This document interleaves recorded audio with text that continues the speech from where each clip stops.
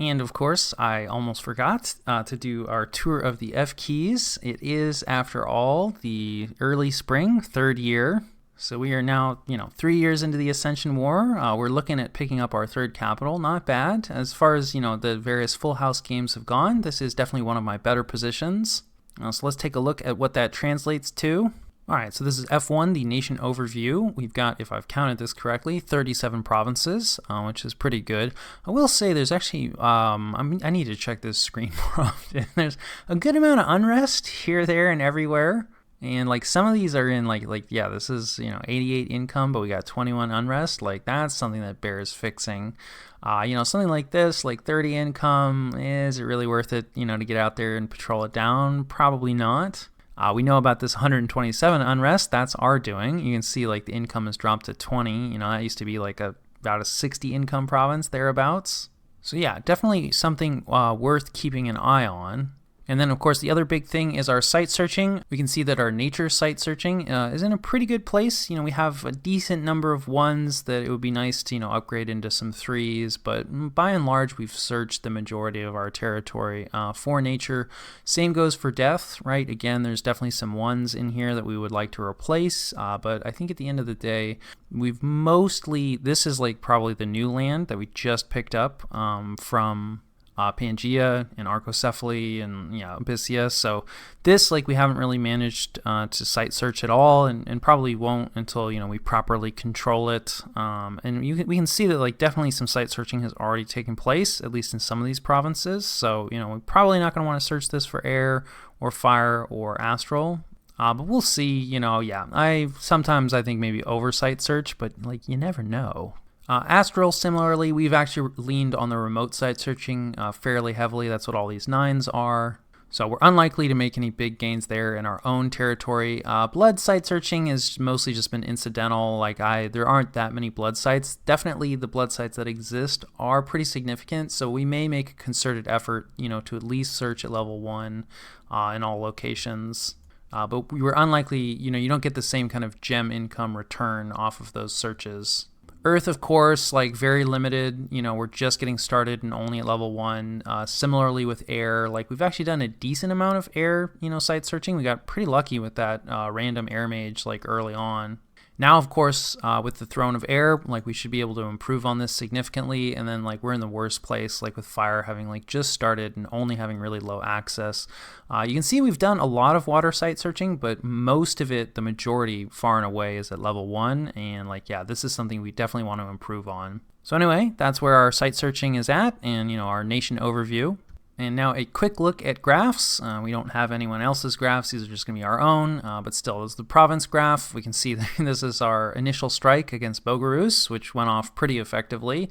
And then, a little bit of hold. And then overall, the war went really well for us. At no point, did we end up losing a good amount of territory.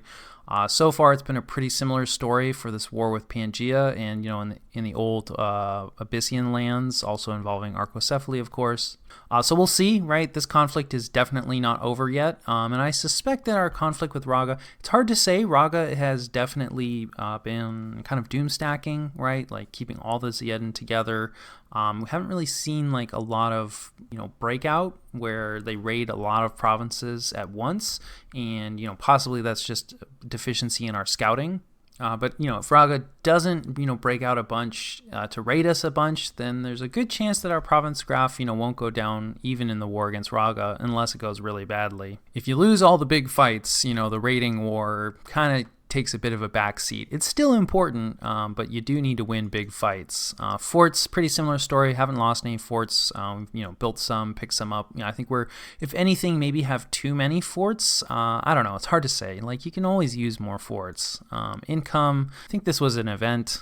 But I'm not 100% sure. Sometimes you get those darkness events, and that's usually what this is about. But overall, our income, has more or less been going up. I wonder, some of these dips are possibly due to blood hunting starting up, or maybe just random unrest events. Not really sure what those dips are about. But still, overall, our income is moving in the correct direction. Similarly with gem income, you can see this is definitely from raiding and counter raiding. Gem income is definitely, unequally distributed among the provinces. So, it's like you lose a certain province, and that can represent like a pretty substantial chunk of gems. So definitely something to keep an eye on. But yeah, overall, like, our gem situation is moving in the correct direction as well. Research is going okay. We're not doing like any boosters. Obviously, we have Magic 3, so that helps a ton. But also, we've been mobilizing a ton of mages, right? You can kind of see it. Here's our graph, and then all of a sudden, the slope changes. That's probably the Bogarus War. I mean, it's still going up, right? And then Bogarus War finishes, and it, gets steeper, right? And then you can see, okay, now our other war starts, and like it's still going up, but not quite as fast. So, this point buffing strategy definitely has a pretty big cost for lost research. And then Dominion, we actually have been struggling a bit with Dominion. Now recently, it's taken off somewhat. I'm not actually sure what's triggered that. I mean, we definitely have built temples and done preaching here, there, and everywhere. We actually have a decent number of indie priests now, preaching on our border with Marignon. So maybe this is related to that. But yeah, maybe also just there's been some eliminations. Bissia was eliminated relatively recently, and our Dominions started to push into their lands. But yeah, Dominion has not been going great for us, and definitely something that we need to focus on and make sure that, all of our land is under our Dominion, because we're definitely starting to get, we're in the mid-game, solidly in the mid-game, but we're not too far off from where some nasty Dominion-based globals might start going up. Army size, yeah, we definitely have taken some losses. This, I suspect, was from the end of our war with Bogarus, where we split out quite a bit, and especially when we jumped on top of his capital, we took fairly significant losses, right? We actually still haven't really completely recovered from that. I mean, overall numbers-wise, we have, but we haven't really replaced all those Veti Berserkers that we lost. We're just now starting to get to the point where we're, replacing that particular troop type. Otherwise, though, our wars have been not lossless, but at least, our losses have been pretty easy to replace, right? And our graph has always been moving up for army size. And then still pretty early to be worrying about ascension points, but we did just recently get into the ascension point business. These are always displayed, so we can take a look. So here's the Marrow Nation. They're tied with us for 1. There's probably a lot of people with 1, Utgard at 1. I believe this is Satis. No. Perhaps it is Pangea? Nope. Right, of course. Pythium also has 1. In terms of people that are greater than 1, actually, you know what? Utgard is greater than 1. I missed that. They just recently picked up another throne. Raga, of course, has 3. I think they actually have more than 3. They just haven't claimed some. And Marignon also, right, with 3 thrones. So doing pretty well from a throne standpoint. So those are the graphs.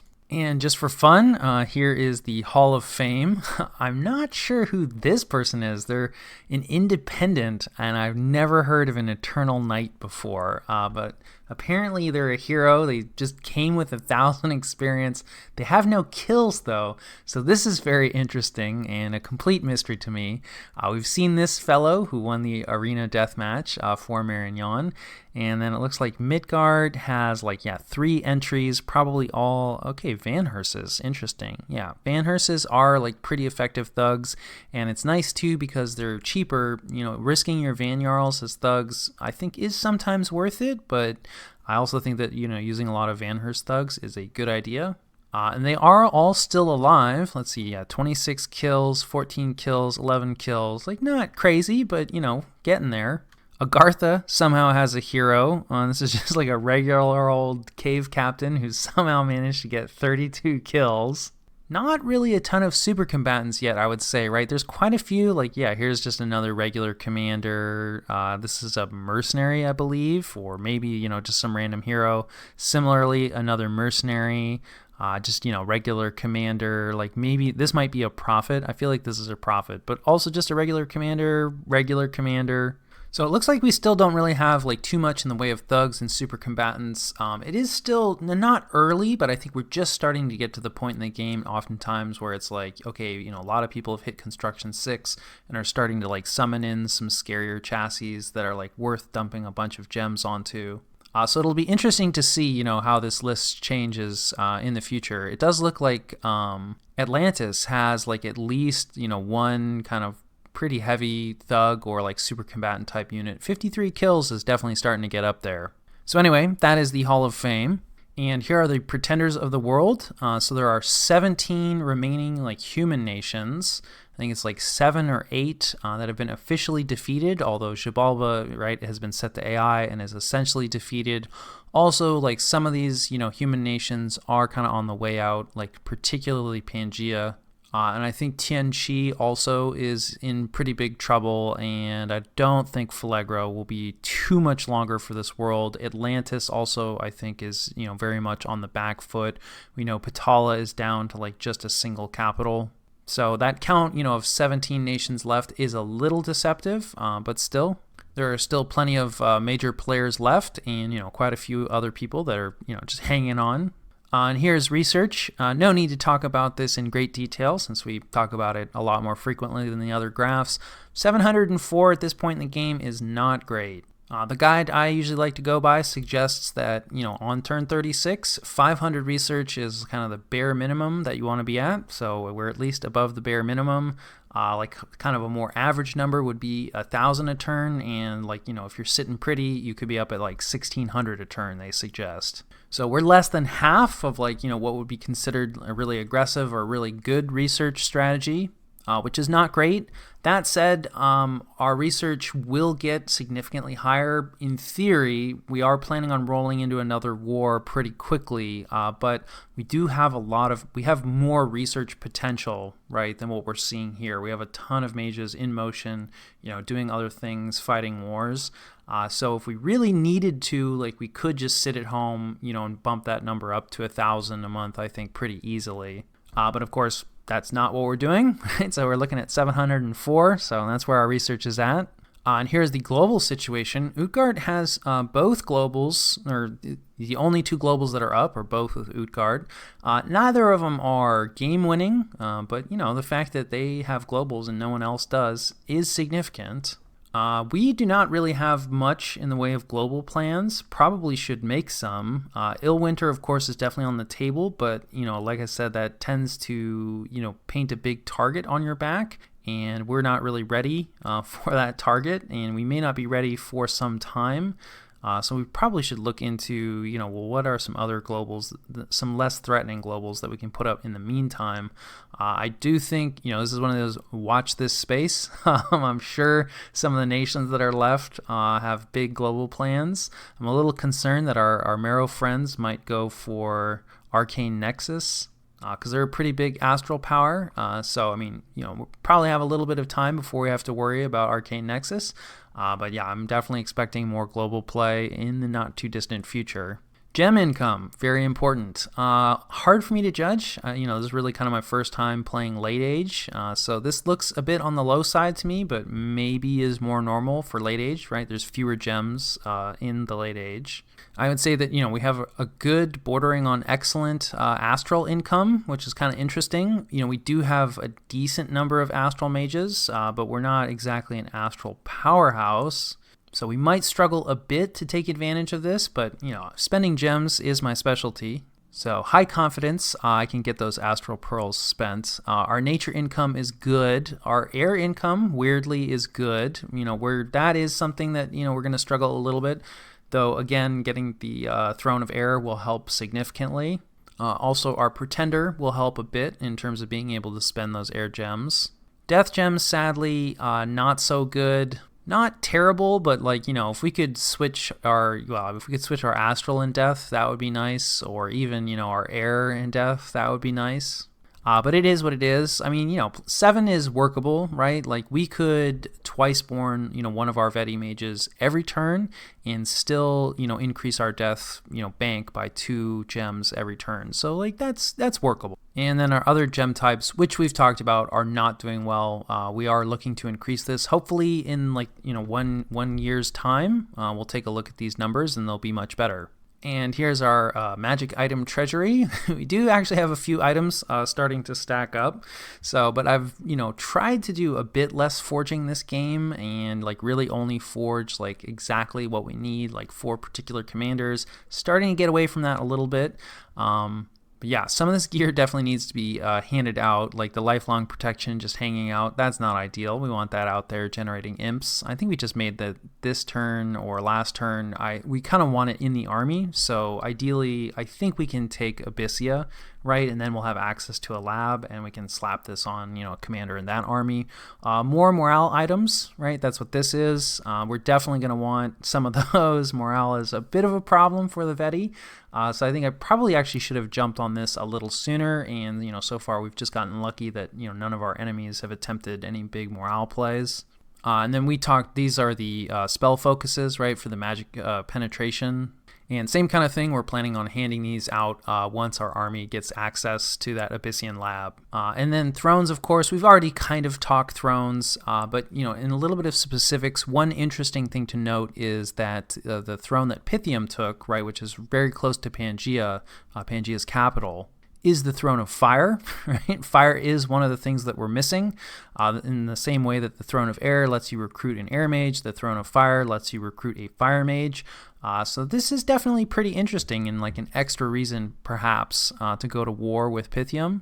Otherwise, I don't think any of these thrones are like too game-changing. Honestly, the throne of air for us is one of the bigger deals. I think Ranka gets some water magic. If they don't, having this throne of water is pretty nice.